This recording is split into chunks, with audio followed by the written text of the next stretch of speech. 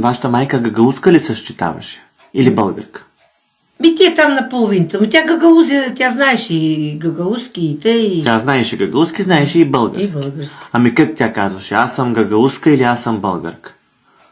Или не определяш? Необративно. От гагаузи, знам, че... От гагаузия.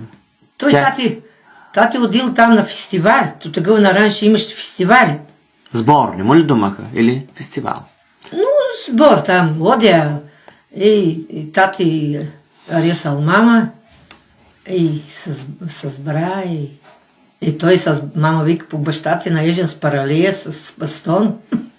От вашата майка те български песни са, тъй ли? Да. Ами тя по гагаузски пееше ли? Не. Тя гагаузска песен не каза. Не чух.